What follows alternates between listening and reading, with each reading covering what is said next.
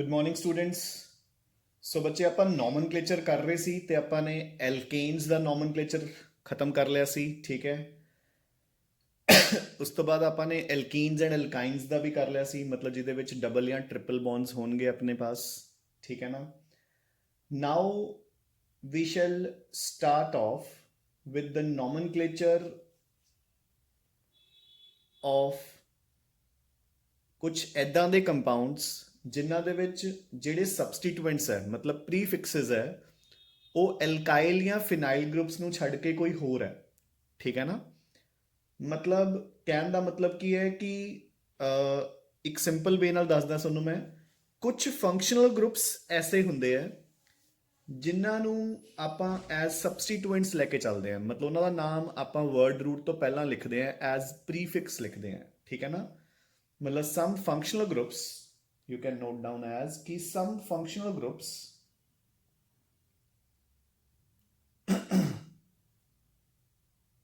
act as substituents। So basically ਕੁਝ functional groups ਹੁੰਦੇ ਨੇ ਜਿਹੜੇ ਕਿ ਸਬਸਟੀਟੂਐਂਟਸ ਦਾ ਕੰਮ ਕਰਦੇ ਨੇ ਤੇ ਉਹਨਾਂ ਦਾ ਨਾਮ ਅੱਗੇ ਲਿਖਿਆ ਜਾਂਦਾ ਹੈ, ਮਤਲਬ ਐਜ਼ ਪ੍ਰੀਫਿਕਸਿਸ।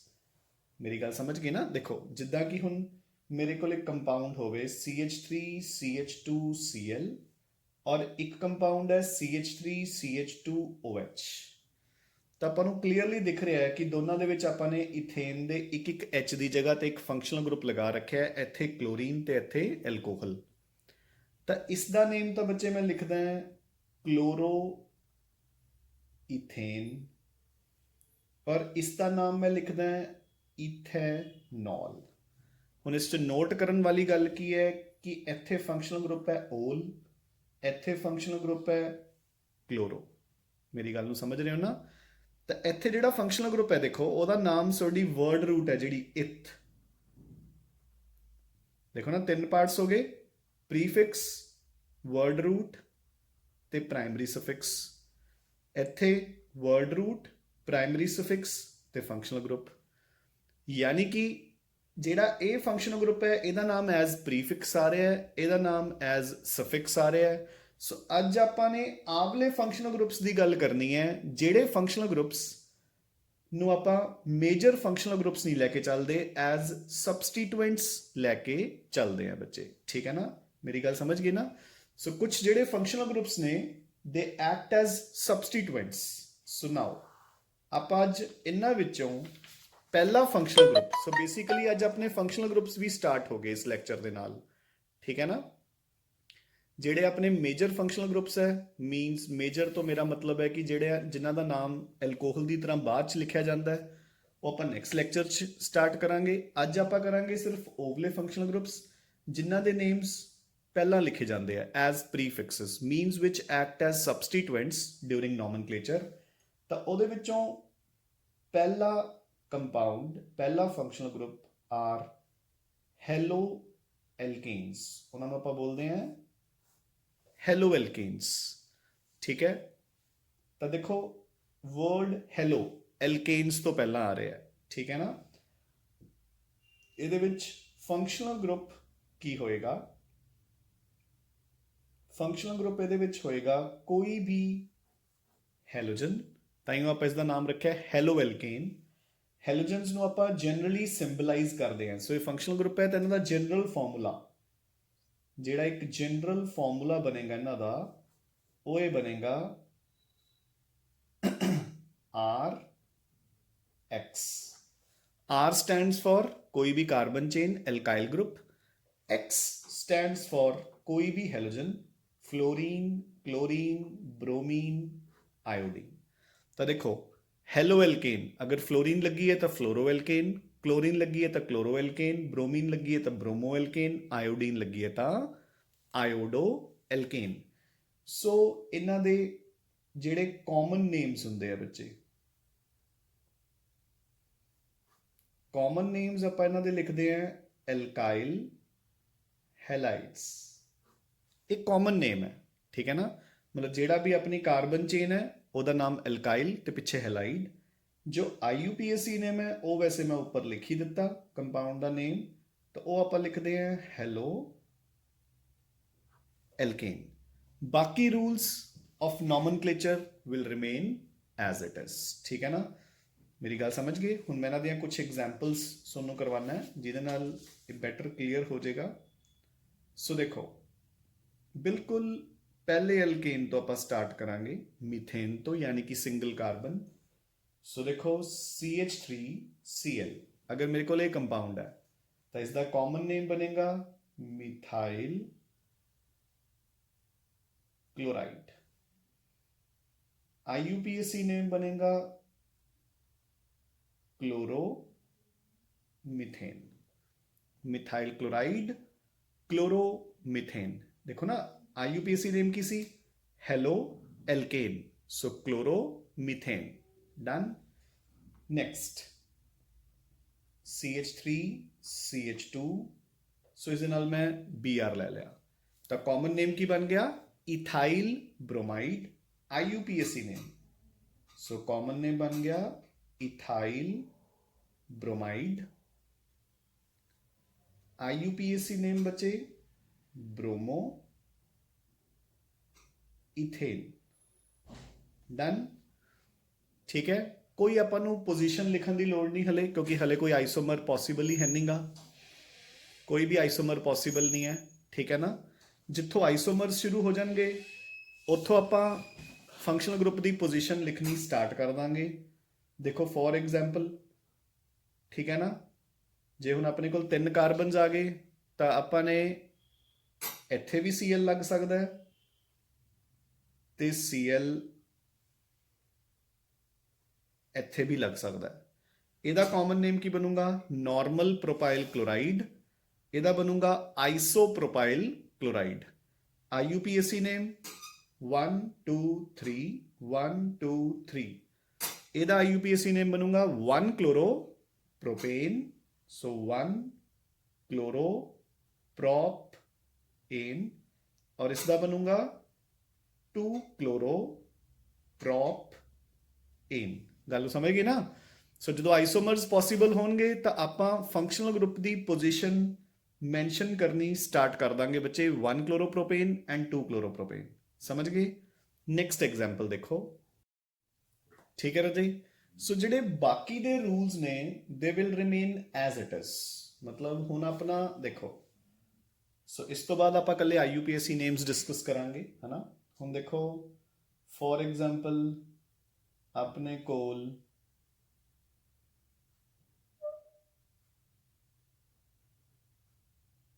ਇੱਕ ਇਦਾਂ ਦਾ ਕੰਪਾਊਂਡ ਆ ਗਿਆ, ਠੀਕ ਹੈ। ਸੋ 2 क्लोरीन ग्रुप्स ਲੱਗੇ ਆ ਆਪਣੇ ਕੋਲੇ, बट ਆਪਾਂ ਨੂੰ ਪਤਾ ਹੈ ਇਧਰਲਾ ਦੂਸਰੇ ਤੇ ਹੈ ਔਰ ਇਧਰਲਾ ਤੀਸਰੇ ਤੇ, ਸੋ ਆਪਣੀ ਨੰਬਰਿੰਗ ਇਧਰੋਂ ਹੋਊਗੀ। ਡਨ। ਠੀਕ ਹੈ, ਨੰਬਰਿੰਗ ਜਦੋਂ ਇਧਰੋਂ ਹੋਊਗੀ ਹੁਣ ਆਪਾਂ ਨੇਮ ਕਿਵੇਂ ਲਿਖਾਂਗੇ? ਸੋ ਸੈਕੰਡ ਐਂਡ ਫੋਰਥ ਤੇ ਹੈ, ਸੋ 2,4 ਅੱਗੇ ਲੱਗ ਜੂਗਾ ਡਾਈ, ਸੋ ਡਾਈ ਕਲੋਰੋ। ਠੀਕ ਹੈ, ਹੈਕਸ ਐਂਡ एन। फॉलोड कि नहीं? ठीक है। सो बाकी सारिया चीज़ां विल रिमेन द सेम बच्चे। अच्छा, कोई प्रेफरेंस नहीं देनी आपने इन्होंने फंक्शनल ग्रुप्स नू, ठीक है, क्योंकि ये सबसटीट्यूएंट का काम ही करते हैं। देखो मतलब जेडे फंक्शनल ग्रुप सबसटीट्यूएंट का काम कर रहे हैं उन्होंने कोई प्रेफरेंस नहीं मिलनी। देखो नैक्सट देखो एक होर, लाइक फॉर एग्जाम्पल हुण इदां दा कंपाउंड है, फाइन।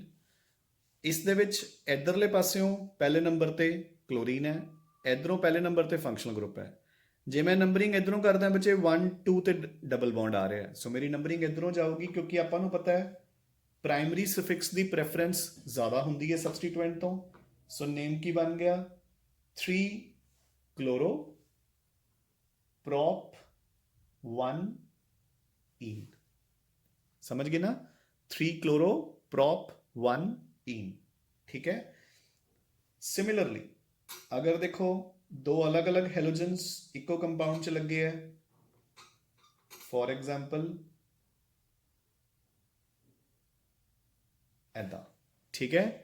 हुण मैनूं पता है इधरों पहले नंबर ते क्लोरीन है, इधरों पहले नंबर ते ब्रोमीन, तो हुण आपां अल्फाबैटिकली प्रेफरेंस देवांगे। सेम बच्चे उही रूल्स जिवें इथाइल मिथाइल वाले कीता सी, है ना। तो 1 2 3 4 नेम की बनूंगा 1 bromo 4 chloro butane. 1 bromo 4 chloro butane. Clear. So कोई प्रेफरेंस नहीं। अच्छा, अगर एल्काइल ग्रुप्स के नाल भी कंपैरिजन है फिर भी यही रूल है। देखो CH2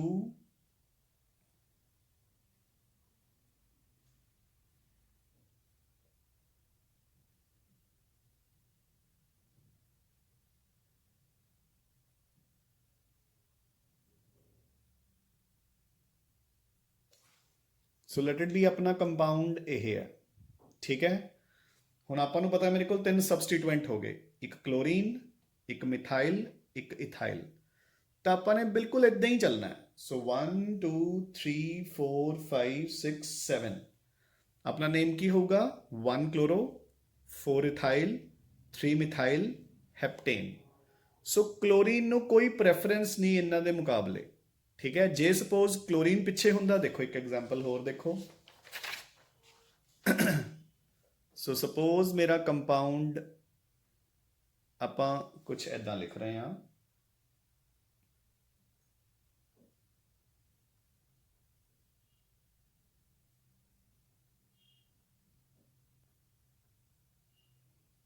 ਡਨ।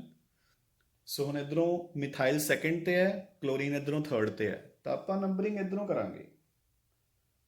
ਆਪਾਂ ਨੇ ਕੋਈ ਇਦਾਂ ਨਹੀਂ ਦੇਖਣਾ ਕਿ ਕਲੋਰੀਨ ਫੰਕਸ਼ਨਲ ਗਰੁੱਪ ਹੈ ਤੇ ਮਿਥਾਈਲ ਇੱਕ ਸਿੰਪਲ ਸਬਸਟੀਟੂਐਂਟ ਹੈ। ਕਲੋਰੀਨ ਵੀ ਸਬਸਟੀਟੂਐਂਟ ਦਾ ਹੀ ਕੰਮ ਕਰ ਰਿਹਾ ਹੈ। ਕੰਪਾਊਂਡ ਦਾ ਨੇਮ ਕੀ ਹੋਊਗਾ? ਪਹਿਲਾਂ C ਤੋਂ 4 ਕਲੋਰੋ 2 ਮਿਥਾਈਲ ਹੈਕਸੇਨ। ਇਹ ਨੇਮਸ ਨਾਲ ਨਾਲ ਲਿਖਦੇ ਜਾਓ ਬੱਚੇ, ਠੀਕ ਹੈ ਨਾ। 4 chloro 2 methyl hexane. Done I hope. ਠੀਕ ਹੈ, ਨਾਓ ਸੋ ਆਪਾਂ ਸੈਕਿੰਡ ਟਾਈਪ ਆਫ ਇੱਦਾਂ ਦੇ ਫੰਕਸ਼ਨਲ ਗਰੁੱਪ ਤੇ ਮੂਵ ਕਰਦੇ ਹਾਂ। ਸੋ ਸੈਕਿੰਡ ਟਾਈਪ ਆਫ ਕੰਪਾਊਂਡਸ ਜਿਨ੍ਹਾਂ ਨੂੰ ਆਪਾਂ ਬੋਲਦੇ ਹਾਂ ਨਾਈਟਰੋ ਐਲਕੇਨਸ। ਠੀਕ ਹੈ, ਫੰਕਸ਼ਨਲ ਗਰੁੱਪਸ। ਫੰਕਸ਼ਨਲ ਗਰੁੱਪ ਕੀ ਹੁੰਦਾ ਇਸ ਦਾ? Dash NO2। NO2 ਦਾ ਸਟਰਕਚਰ ਕੀ ਹੁੰਦਾ ਬੱਚੇ? N, ਇੱਕ ਕੋਆਰਡੀਨੇਟ ਬੌਂਡ ਹੋ, ਇੱਕ ਡਬਲ ਬੌਂਡ ਹੋ। ਠੀਕ ਹੈ, ਸੋ ਇਸ ਦਾ ਜਨਰਲ ਫਾਰਮੂਲਾ ਆਪਣੇ ਪਾਸ ਕੀ ਬਣਿਆ? RNO2। ਕਲੀਅਰ। ਸੋ ਦੇਖੋ ਹੁਣ ਫਰਸਟ ਐਗਜ਼ਾਮਪਲ ਸੇਮ ਉਸੇ ਤਰੀਕੇ ਨਾਲ CH3NO2। ਸੋ ਨਾਈਟਰੋ ਐਲਕੇਨਸ, ਇਹ ਬਣ ਗਿਆ ਨਾਈਟਰੋ ਮੀਥੇਨ। ਸੇਮ ਉਦਾਂ ਹੀ nitro methane. CH3 CH2 NO2 nitro ethane. ਠੀਕ ਹੈ, ਉਹੀ ਅਗਰ ਆਪਣੇ ਕੋਲ 3 ਸਟਾਰਟ ਹੋ ਜਾਣਗੇ ਤਾਂ ਆਪਾਂ ਪੋਜੀਸ਼ਨ ਦੇਣੀ ਸਟਾਰਟ ਕਰ ਦਾਂਗੇ ਕਿਉਂਕਿ ਆਈਸੋਮਰਸ ਬਣਨੇ ਸ਼ੁਰੂ ਹੋ ਜਾਣਗੇ। So this is 2 nitro propane. This is 2 nitro propane. ਹੁਣ ਦੇਖੋ ਬੱਚੇ, ਸੋ ਸੇਮ ਉਸੇ ਤਰੀਕੇ ਨਾਲ ਆਪਾਂ ਥੋੜੇ ਜਿਹੇ ਫੰਕਸ਼ਨਲ ਗਰੁੱਪਸ ਨੂੰ ਮਿਕਸ ਕਰਦੇ ਹਾਂ just to give you an example. ਠੀਕ ਹੈ, ਸੋ ਦੇਖੋ ਮੈਨੂੰ ਕੰਪਾਊਂਡ ਆਉਂਦਾ ਇੱਕ ਕੁਛ ਇੱਦਾਂ CH3 CH CH3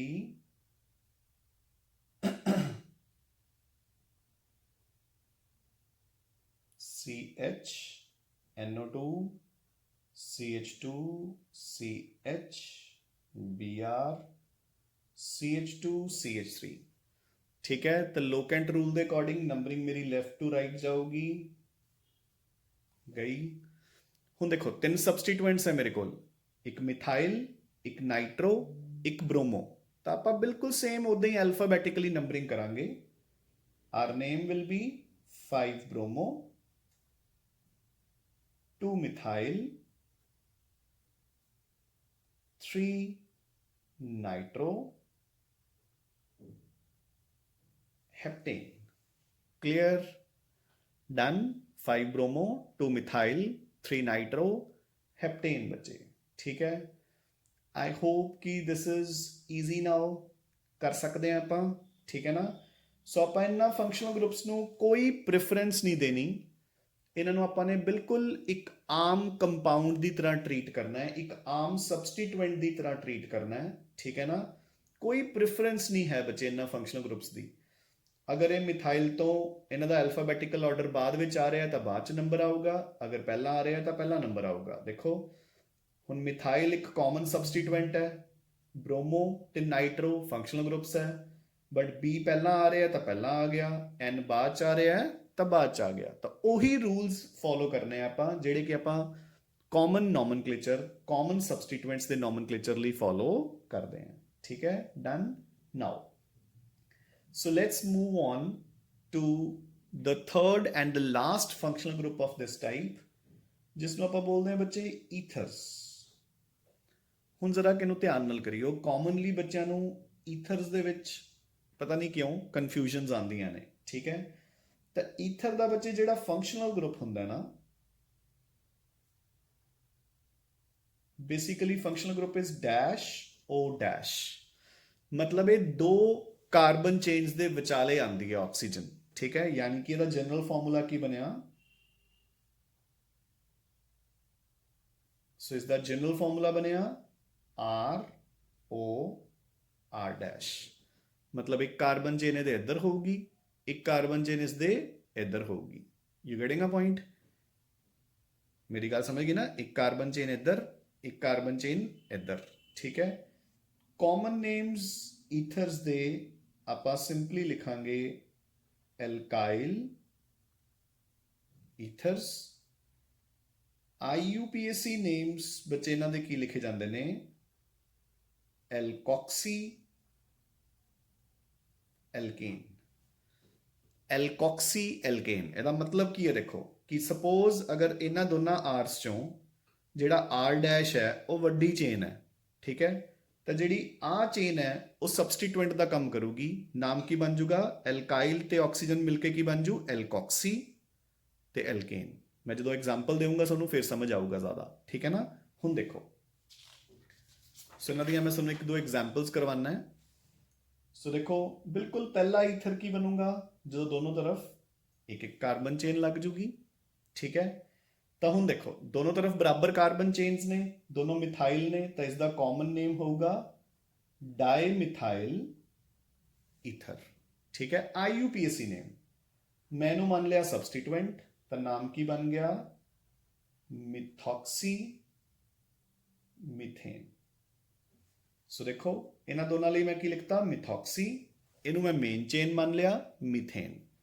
ਅਗਰ ਚੇਨ ਅਲੱਗ-ਅਲੱਗ ਨੇ ਫਿਰ ਕੋਈ ਪ੍ਰੋਬਲਮ ਹੀ ਨਹੀਂ ਰਜੇ, ਕਿਉਂਕਿ ਫਿਰ ਤਾਂ ਇੱਕ ਚੇਨ ਵੱਡੀ ਹੋਊਗੀ, ਇੱਕ ਛੋਟੀ ਹੋਊਗੀ, ਆਪਾਂ ਵੱਡੀ ਨੂੰ ਮੇਨ ਚੇਨ ਮੰਨ ਲਾਂਗੇ। ਜਿੱਦਾਂ ਕਿ ਦੇਖੋ,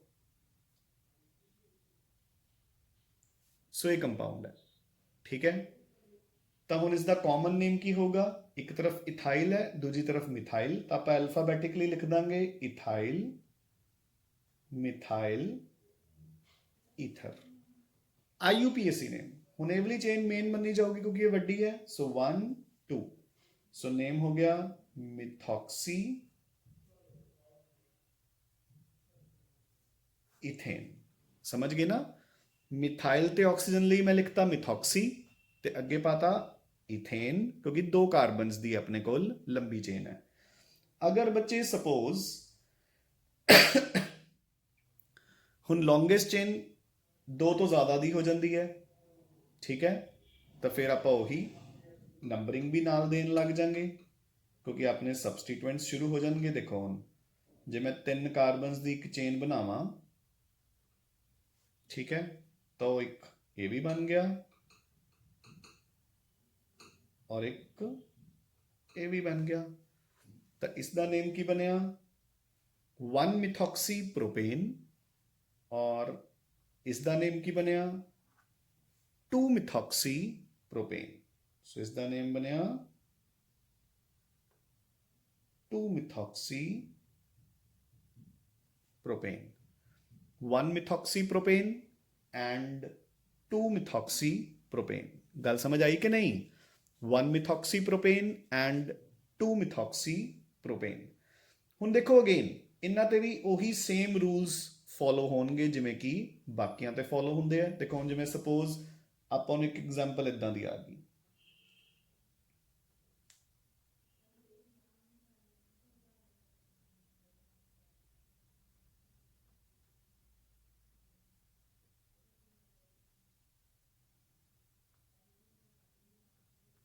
ਠੀਕ ਹੈ।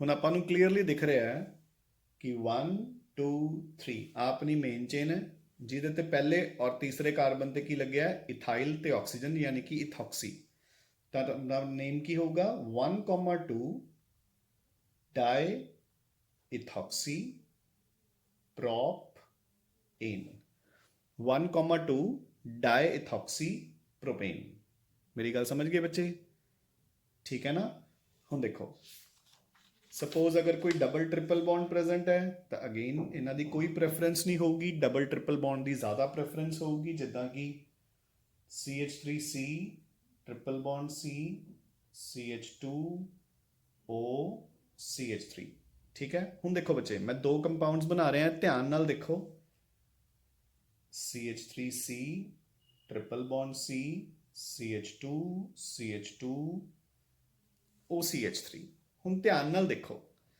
ਅਗਰ ਮੈਂ ਨੰਬਰਿੰਗ ਇੱਥੋਂ ਕਰਦਾ ਸਬਸਟੀਟੂਐਂਟ ਦੇ ਹਿਸਾਬ ਨਾਲ 1 2 ਤੀਸਰੇ ਤੇ ਟ੍ਰਿਪਲ ਬੌਂਡ ਹੈ ਇਧਰੋਂ ਦੂਸਰੇ ਤੇ ਟ੍ਰਿਪਲ ਬੌਂਡ ਹੈ ਸੋ ਮੇਰੀ ਨੰਬਰਿੰਗ ਇਧਰੋਂ ਜਾਊਗੀ ਠੀਕ ਹੈ ਹੁਣ ਇਧਰੋਂ ਦੇਖੋ ਇਧਰੋਂ ਵੀ ਦੂਸਰੇ ਤੇ ਹੈ ਇਧਰੋਂ ਵੀ ਦੂਸਰੇ ਤੇ ਹੈ ਤਾਂ ਮੈਂ ਨੰਬਰਿੰਗ ਇਧਰੋਂ ਕਰੂੰਗਾ ਕਿਉਂਕਿ ਪਹਿਲੇ ਤੇ ਮੇਰਾ ਸਬਸਟੀਟੂਐਂਟ ਵੀ ਆ ਗਿਆ ਸੋ ਹੁਣ ਮੇਰਾ ਕੰਪਾਊਂਡ ਦਾ ਉੱਪਰ ਵਾਲੇ ਦਾ ਨਾਮ ਕੀ ਹੋਊਗਾ 1 ਮਿਥੋਕਸੀ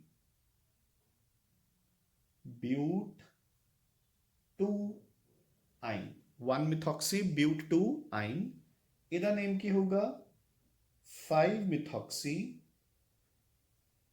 ਬਿਊਟ 2 ਆਈਨ clear so this is how to write the nomenclature of such compounds ठीक है अगर एक तो ज्यादा डबल ट्रिपल बॉन्ड सारा कुछ ही मिक्स करता ना हो देखो फॉर एग्जांपल अगर मैंने इदां दा कंपाउंड आ गया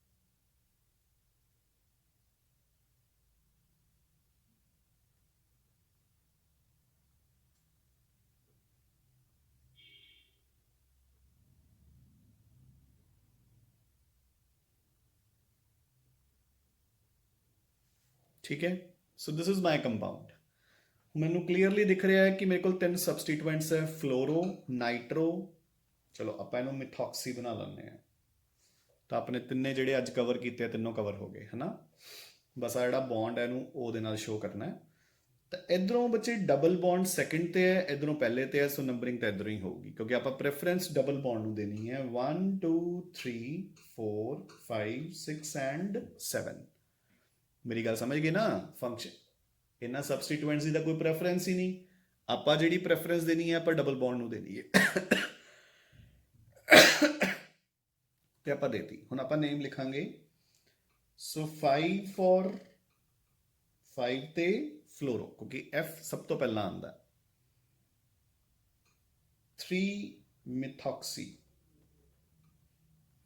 ठीक है M 4 नाइट्रो फिर N हाँ जी फिर word root hept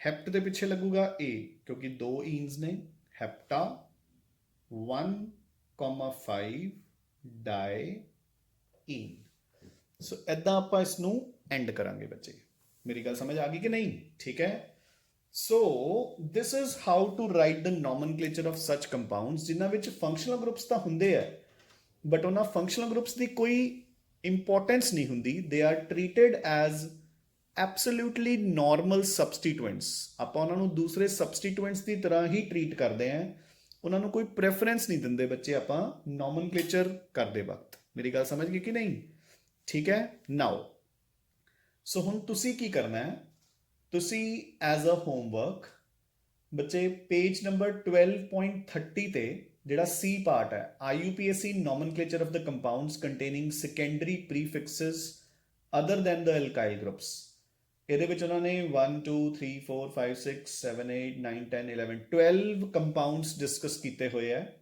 as an example ਤਾਂ ਤੁਸੀਂ ਉਹ 12 ਦੇ 12 ਕੰਪਾਊਂਡਸ ਸੋਲਵ ਕਰਨੇ ਹੈ ਐਜ਼ ਯਰ ਹੋਮਵਰਕ ਪਹਿਲਾਂ ਖੁਦ ਸੋਲਵ ਕਰਿਓ ਉਹਨਾਂ ਦੇ ਨੇਮ ਖੁਦ ਲਿਖਿਓ ਕਾਪੀ ਨਹੀਂ ਕਰਨੇ ਬੁੱਕ ਚੋਂ ਠੀਕ ਹੈ ਫਿਰ ਉਹਨਾਂ ਨੂੰ ਬੁੱਕ ਚੋਂ ਚੈੱਕ ਕਰਿਓ अपनी मिसटेक देखियो अगर मिसटेक पता लग जाती है कित्थे कीती है तो वैल एंड फाइन नहीं तुसी ग्रुप दे विच पोस्ट कर सकते हो तो आपां देख लांगे ठीक है so with this we complete today's lecture ਆਪਾਂ ਕੱਲ ਇਸ ਨੂੰ ਕੰਟੀਨਿਊ ਸੌਰੀ ਕੱਲ ਤਾਂ ਦੀਵਾਲੀ ਹੈ, ਚਲੋ ਕੱਲ ਦਾ ਦਿਨ ਮੈਂ ਬ੍ਰੇਕ ਦੇਵਾਂਗਾ ਸੰਡੇ ਨੂੰ, ਬਟ ਆਪਣੀ ਕਲਾਸ ਆਨਲਾਈਨ ਲੱਗੇਗੀ। ਵੈਨਸਡੇ ਤੱਕ ਤੁਹਾਨੂੰ ਸਾਰੇ ਕਿਤੇ ਵੈਕੇਸ਼ਨ ਹੀ ਹੈ, ਤਾਂ ਉਨੀ ਦੇਰ ਤੱਕ ਬੱਚੇ ਆਪਣੀ ਆਫਲਾਈਨ ਕਲਾਸ ਆਫ ਰਹੂਗੀ, ਬਟ ਆਨਲਾਈਨ ਵਿਲ ਕੰਟੀਨਿਊ। ਠੀਕ ਹੈ, ਮੈਂ ਤੁਹਾਨੂੰ ਪਹਿਲਾਂ ਵੀ ਦੱਸ ਚੁੱਕਿਆ। ਠੀਕ ਹੈ ਰਾਜੇ, ਸੋ ਇੰਨਾ ਅੱਜ ਤੁਸੀਂ ਕਵਰ ਕਰ ਲਓ ਚੰਗੀ ਤਰ੍ਹਾਂ। ਠੀਕ ਹੈ ਬੱਚੇ, so keep studying and keep revising. Thanks a lot.